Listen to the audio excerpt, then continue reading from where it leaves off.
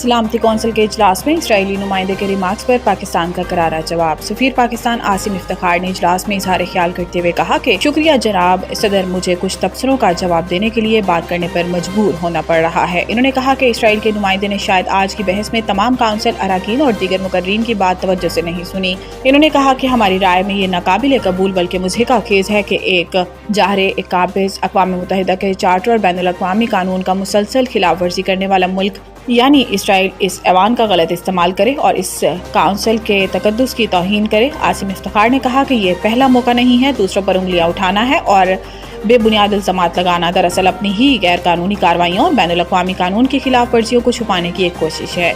इन्होंने कहा कि इसराइल ने गैर मुतल्लका वाक़ये का हवाला देना भी ज़रूरी समझा और पाकिस्तान के बारे में गुमराहकुन रिमार्क्स दिए ताकि अपनी ही गैर कानूनी कार्रवाइयों और बैनुल अक़वामी कानून की खिलाफ वर्जियों को दुरुस्त साबित कर सके।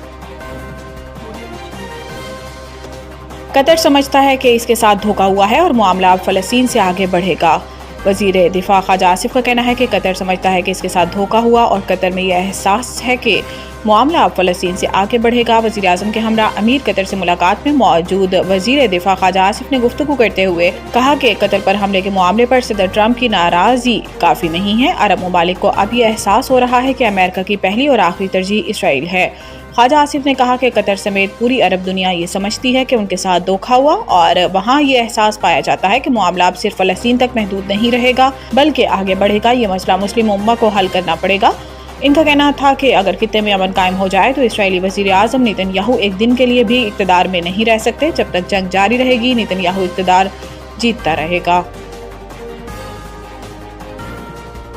तोशा खाना 2 इमरान खान और बुशरा बीबी की जल्द समाअत और ट्रायल रोकने की दरखास्त दायर। हाई कोर्ट में ये अपील बैरिस्टर सलमान सफदर और चौधरी के जरिए दायर की गई, जिसमें मौक़िफ़ इख्तियार किया गया है कि ट्रायल कोर्ट ने नवंबर 2024 में बरियत की दरखास्त मुस्तरद की थी, जिसके खिलाफ 21 जनवरी 2025 को अपील दायर की गई। अपील की आखिरी समाअत 25 अप्रैल को हुई। इसके बाद से मामला ज़ेरे इल्तवा है। दरखास्त में मजीद कहा गया है कि अपील में ताख़ीर से दरखास्त गुजार के बुनियादी हकूक मुतासिर होने का खदशा है, जबकि ट्रायल कोर्ट गैर मामूली तेजी से कार्रवाई आगे बढ़ा रही है। दरखास्त गुजार के मौक़िफ़ के मुताबिक अपील पर फैसला आने से पहले अगर ट्रायल मुकम्मल हो गया तो अपील का फ़ायदा ख़त्म हो जाएगा। इसलिए अदालत से इस्तदा की गई है कि अपील का फैसला होने तक ट्रायल रोका जाए।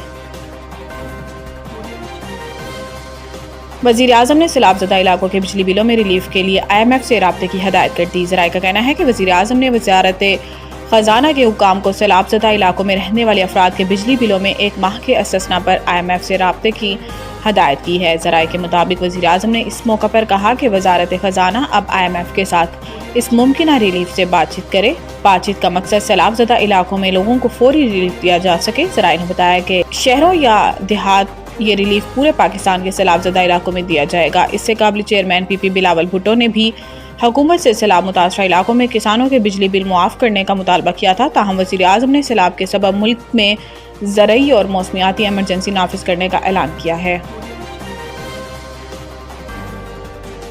दरियाए सिंध में पानी की सतह बुलंद। नौशहर फिरोज में कई बस्तियां ज़ेरे आब, इलाका मकीन नकल मकानी पर मजबूर। महकमा आबपाशी के मुताबिक नौशहर फिरोज से 3 लाख क्यूसिक का रेला गुजर रहा है। कश्मीर में सैलाबी सूरत हाल बरकरार है। पैंदन के मकाम पर पानी की सतह 6,65,576 क्यूसिक है। गुड्डू बैराज के मकाम पर पानी की सतह में इजाफा हुआ है। गुड्डू बैराज अप स्ट्रीम में पानी की सतह 5,12,662 क्यूसिक है। पंजाब के तीनों दरियाओं के गिर्द रहने वाली आबादियों को सैलाब के बाईस मुश्किलात दरपेश हैं। शुमाली पंजाब के अजला सियालकोट, लाहौर, गुजरावाला, फैसलाबाद, वजीराबाद, शेखुपुरा, कसूर समेत मुतअद्दिद इलाकों से पानी क्लियर हो चुका है, जबकि जनूबी पंजाब के बिश्तर अजला अब भी सैलाबी पानी में डूबे हुए हैं। मुल्तान, बिहाड़ी, मुजफ्फरगढ़, राजनपुर, लोधरा, अलैया, खानेवाल, बहावलपुर और बहावलनगर के बिश्तर इलाकों में पानी जमा है।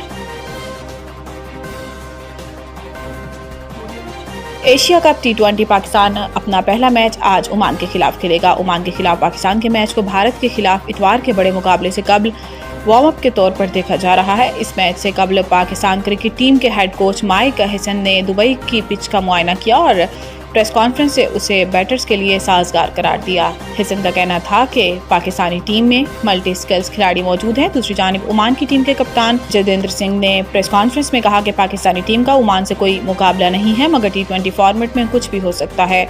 उनका कहना था कि एशिया कप में बड़ी टीमों के खिलाफ खेलना ओमान के लिए एक मौका है।